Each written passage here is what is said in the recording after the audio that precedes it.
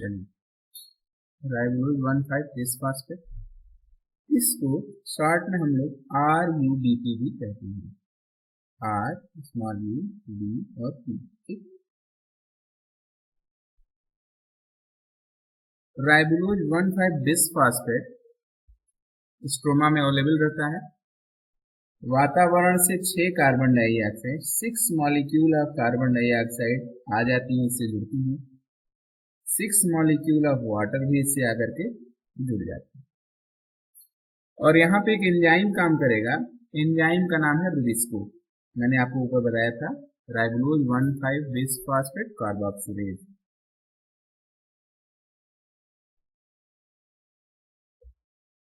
Rubisco enzyme में work करेगा।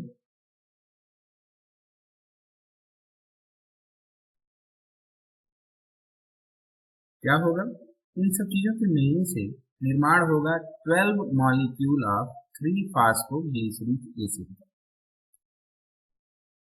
12 molecule of three phospho, इसको 123 मत समझ जाइएगा, या मैं ऐसे हटा देता हूँ, तो समझ भी सकते हो।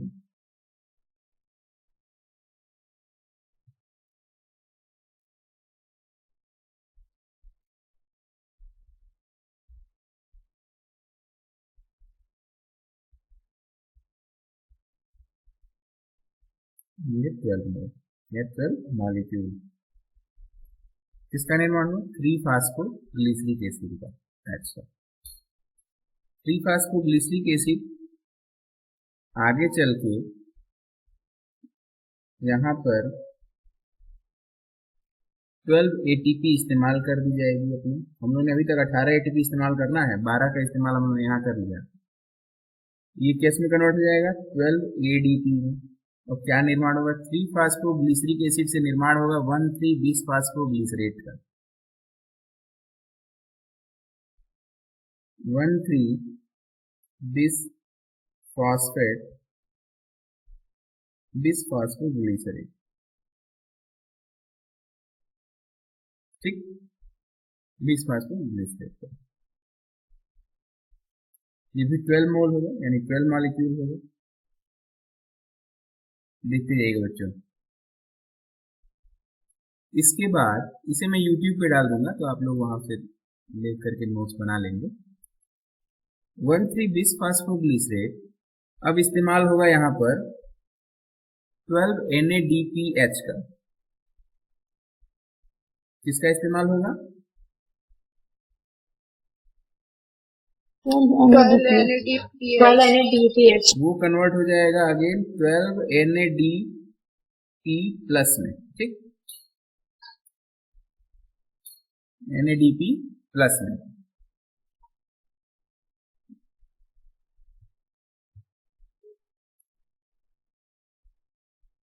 यहाँ पे एक एंजाइम इस्तेमाल होगा, इन दोनों में एंजाइम लिखना भूल गए हैं, हम आपको बता देते हैं।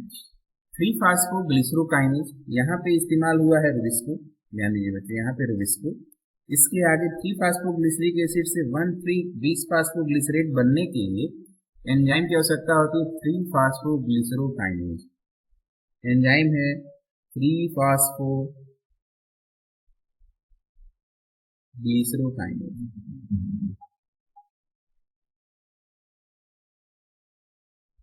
3-फॉस्फोग्लिसरोकाइनेज। ठीक, अब 1,3-बिस्फॉस्फोग्लिसरेट से बनेगा 3-फॉस्फोग्लिसरैल्डिहाइड। 3-फॉस्फोग्लिसरैल्डिहाइड,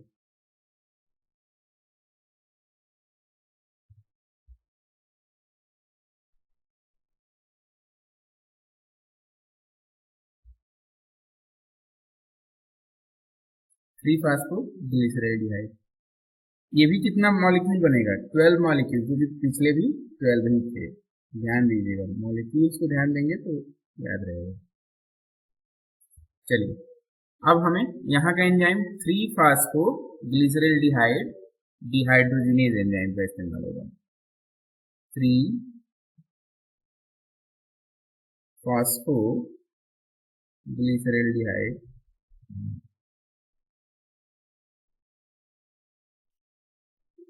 डिहाइड्रोजिनेज एंजाइम।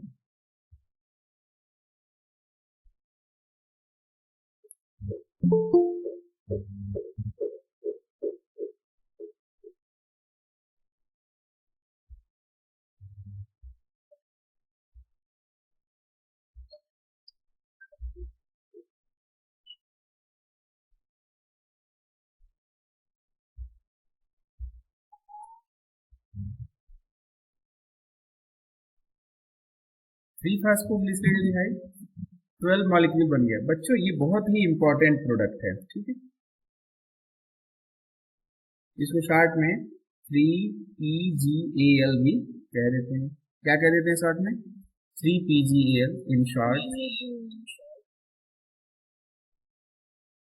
बच्चों अब ये 12 मॉलिक्यूल को हम लोग दो दो मॉलिक्यूल के 6 पार्ट में बांट देते हैं, 6 जगह रख देते हैं इसको।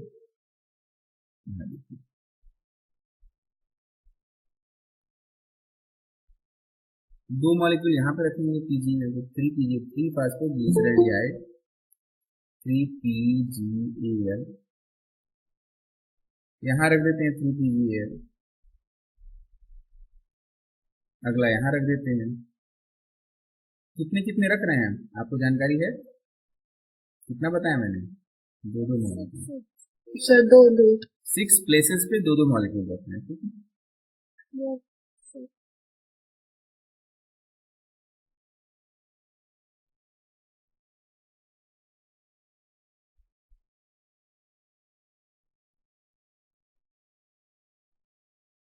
छह प्लेस पे कितने कितने मॉलिक्यूल?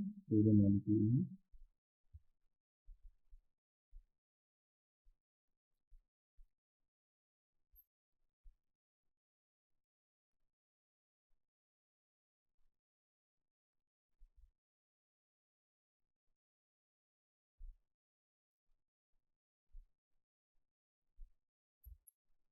अब बच्चों ये जो लास्ट वाला है इसी को खाने के रूप में पौधे सेव करके रख लेते हैं, ठीक है।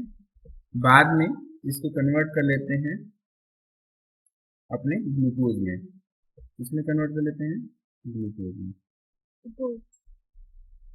या अपनी जो भी रिक्वायर्ड आर फूड मटेरियल में, फूड फॉर प्लांट, ठीक। इस दो मॉलिक्यूल को तो उन्होंने सेव करके रख लिया अपने पास। समझ में आ गई? ये पूरी प्रक्रिया, पूरी फोटोसिंथेसिस के दौरान हुआ क्या? ये दो मॉलिक्यूल यहाँ देखिए, यहाँ पर ये 12 ATP का इस्तेमाल हो गया, यहाँ पे देख रहे होंगे आप लोग, और NADPH का यहाँ इस्तेमाल हुआ। इनके इस्तेमाल से किया क्या गया? इनके इस्तेमाल से किया गया कार्बन डाइऑक्साइड, वातावरण की कार्बन डाइऑक्साइड जो कि यहाँ पर है, और वातावरण मतलब जमीन से वाटर को लेकर के क्या किया गया? बना दिया गया 12 मॉलिक्यूल 3 फास्फोग्लिसरेडिहाइड। 3 फास्फोग्लिसरेडिहाइड के 12 मॉलिक्यूल बने हैं। उसको हम लोगों ने पढ़ने की आसानी की दृष्टिकोण से अलग अलग रख लिया है 6 जगह पे। तो जो लास्ट वाला है उसको हम लोगों ने कह दिया कि उससे ग्लूकोज बनेगा और वो फूड के रूप में प्लांट सेव कर लेंगे। अब अगला से शुरू करते हैं। जो पहला यहाँ पर ये दो यानी कि 4 मॉलिक्यूल,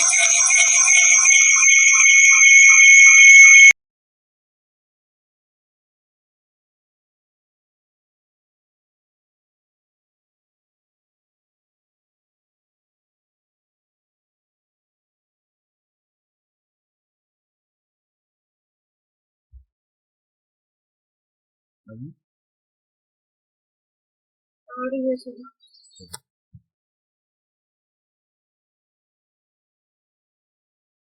तो ये जो फास्फोग्लिसरेडिहाइड है ये दो आपस में जुड़ेंगे और मिल करके बना लेंगे डाईहाइड्रॉक्सी एसीटिल फास्फेट, ठीक है। DHAP, डाईहाइड्रॉक्सी एसीटिल फास्फेट,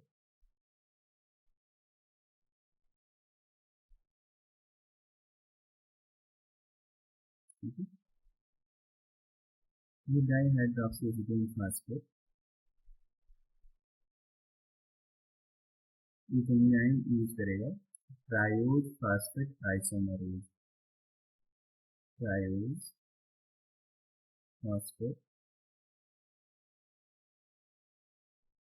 आइसोमरेज ये इस्तेमाल करेगा और कन्वर्ट हो जाएगा फ्रक्टोज 1,6 बिस्फॉस्फेट। तो फ्रक्टोज 1,6 बिस्फॉस्फेट में, ठीक है। ये भी मतलब ऐसा कलर चेंज कर दें।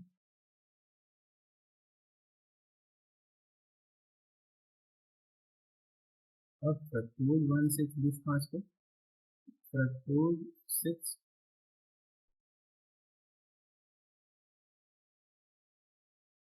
फॉस्फेट में कन्वर्ट हो जाएगा।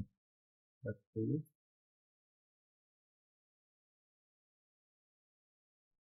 6 फॉस्फेट में कन्वर्ट हो जाएगा। यहाँ पे एक एंजाइम यूज होगा फ्रक्टोज 6 फॉस्फेट या फ्रक्टोज 6 बिस्फॉस्फेटेज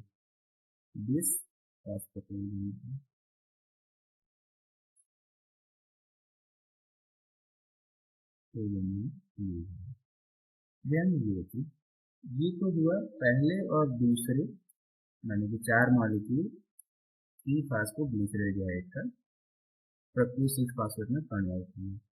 अब ये फ्रक्टोज 6 फॉस्फेट यहाँ से दूसरे 3 फास्फोग्लिसरेडिहाइड के साथ जुड़ करके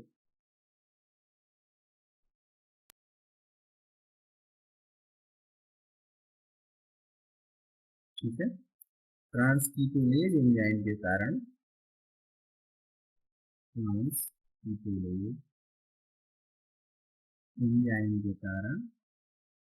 बन जाएगा 2 हिस्सों में बटेगा और कन्वर्ट हो जाएगा जाइलूलोज 5 फॉस्फेट और एरिथ्रोज 4 फॉस्फेट। जाइलूलोज 5 फॉस्फेट और एरिथ्रोज 4 फॉस्फेट।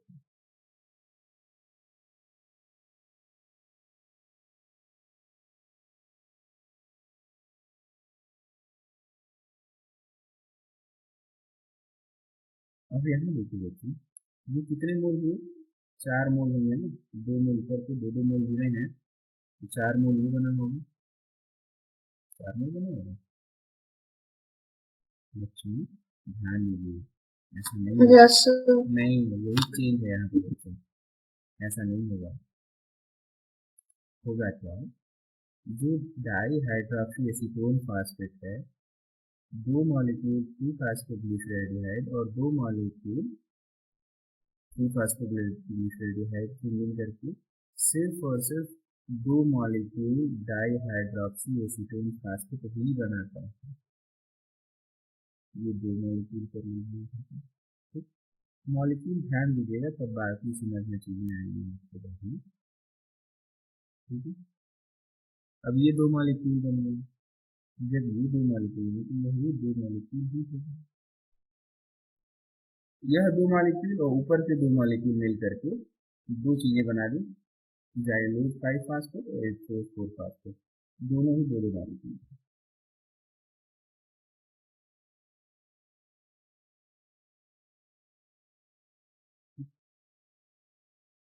यहाँ का जो एरिथ्रोज 4 फॉस्फेट है यह अगले 3 फास्फोग्लिसरेडिहाइड के साथ जुड़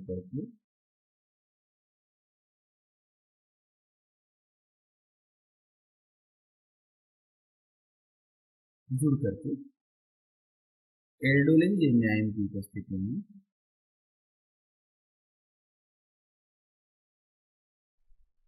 कन्वर्ट हो जाएगा सीडोहेप्टेलोज 17 बिस्फॉस्फेट में सीडोहेप्टेलोज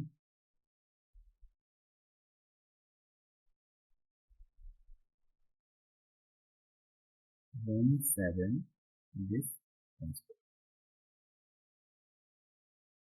2 मॉलिक्यूल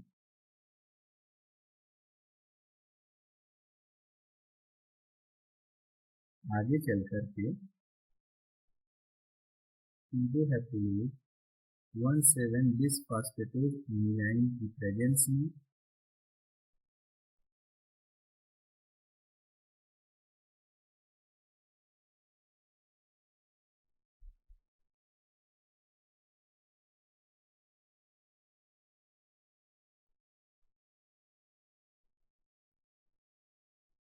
एंजाइम की प्रेजेंस में कन्वर्ट हो जाएगा सीडोहेप्टिलोज 7 फास्फेट में।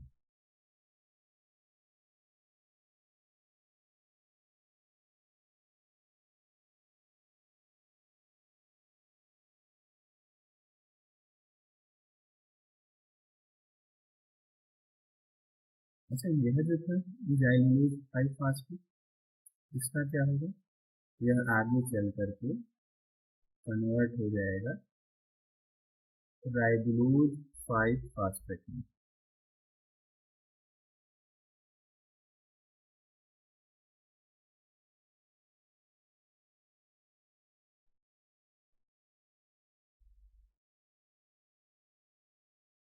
फाइव फास्फेट में कन्वर्ट हो जाएगा।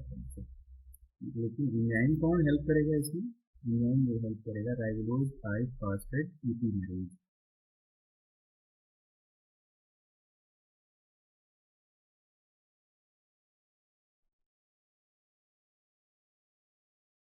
ईपीमेरेज, ठीक है।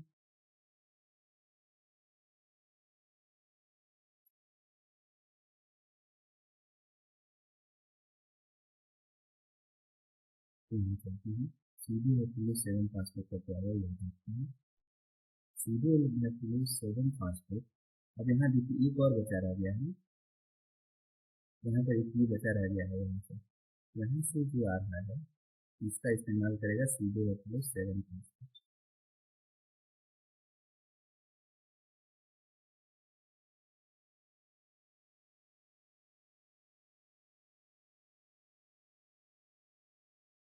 देखो एंजाइम होगा ट्रांसक्रिप्टेज,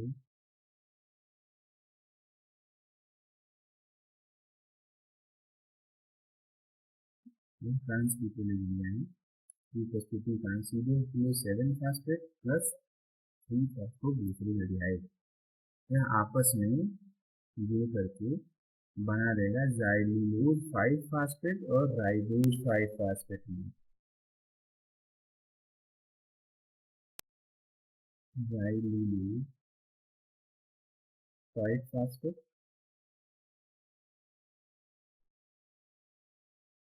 और किसमें कन्वर्ट होगा, राइबोज, राइबोज, क्यों ये राइबोज होगा, राइबोज 5 फास्फेट,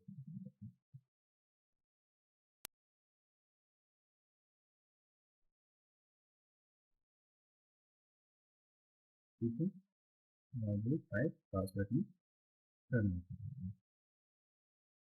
यह जो जाइलोज 5 फास्फेट है बच्चों, ध्यान दीजिए यहाँ भी जाइलोज 5 फास्फेट है, यहाँ दिखाई दे रहा है आपको, यहाँ पे जाइलोज 5 फास्फेट, यह भी कन्वर्ट होगा इसमें राइबोज 5 फास्फेट में। तो इसको क्यों हम सीधे यहीं से मिला दें, यहाँ जाएगा,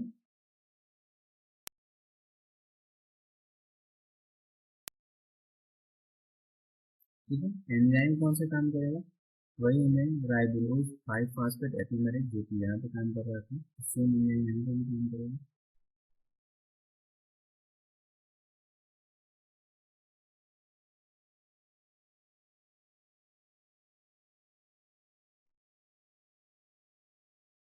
एपिमेरेज,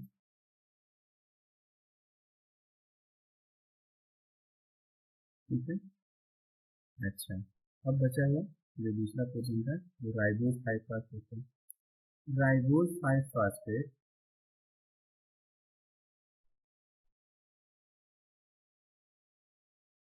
आइसोमरेज, ये भी दो मॉलिक्यूल के होते हैं, मॉलिक्यूल लिखना नहीं है, दो मॉलिक्यूल लेके दो मॉलिक्यूल, ठीक, एंजाइम होगा आइसोमरेज, आइसोमरेज एंजाइम का हमें आइसोमर बना देना, राइबोज 5 फास्फेट को कन्वर्ट करेगा राइबोज 5 फास्फेट।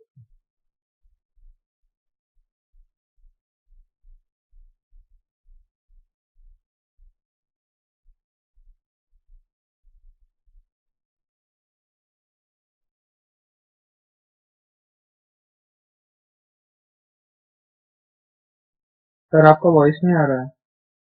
बेटा बोल हो रहा है, अच्छा, दिखाई दे रहा है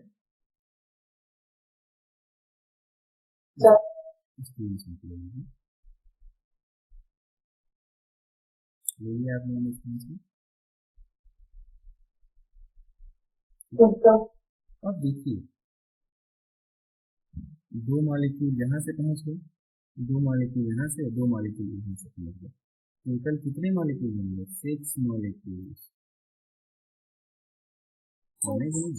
दो मॉलिक्यूल ये लेके आ रहा है, दो मॉलिक्यूल ये लेके आ रहा है, और दो मॉलिक्यूल यहाँ से। टोटल कितने मॉलिक्यूल स्टोमा में मौजूद है? राइबोज 5 फास्फेट के 6 मॉलिक्यूल। अब इस राइबोज 5 फास्फेट को ठीक है कन्वर्ट कर दिया जाता है राइबोज 1,5 बिस फास्फेट में, RUBP में। यहाँ देखिए लास्ट वाला देखिए नीचे से और ऊपर को कनेक्ट किया गया है, यहाँ से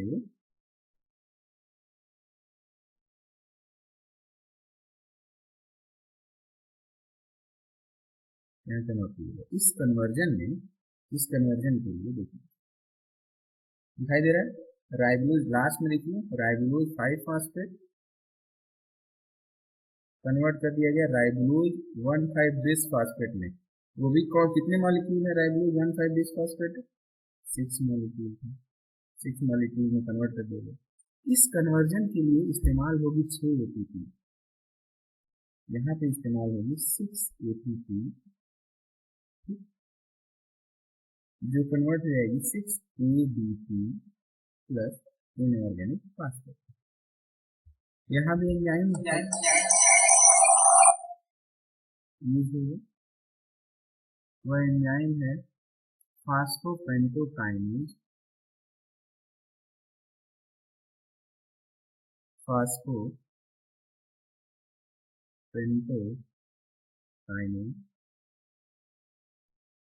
या फास्फोराइबोस।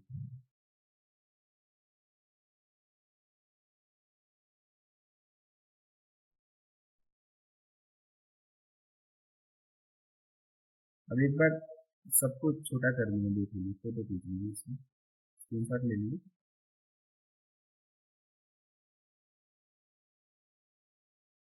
ठीक है, बोर्ड में इससे ज़्यादा छोटा नहीं हो सकता बच्चे। समझ में आ रही चीज़ें? 6 मॉलिक्यूल से हम लोग शुरू किए थे, फिर से 6 मॉलिक्यूल पे हम लोग पहुंच चुके हैं। इस दौरान हमने क्या किया? हमने 18 ATP का इस्तेमाल कर लिया, 12 NADPH का इस्तेमाल कर लिया, किया ना? ये है अपनी केल्विन साइकिल।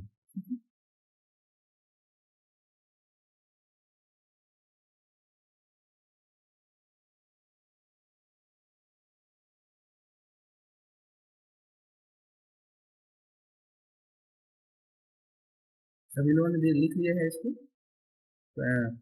स्क्रीनशॉट वगैरह ले लिया है। अब आप लोग यूट्यूब पे डाल दीजिए, फिर इत्मीनान से वहां से धीरे धीरे बना लीजिएगा। ठीक है, यस सर।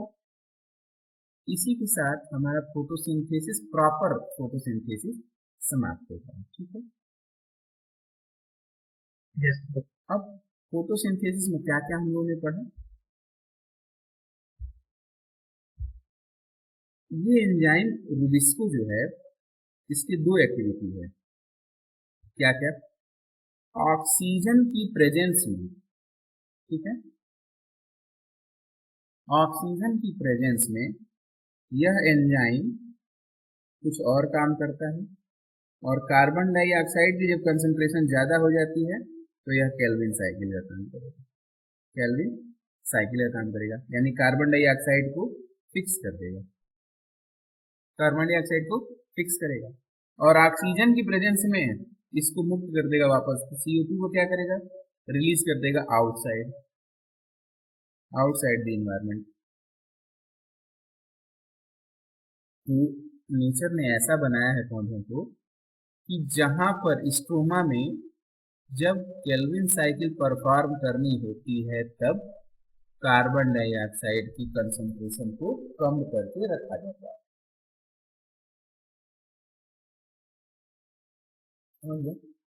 कार्बन डाइऑक्साइड की कंसंट्रेशन को कम करके रखा जाता है।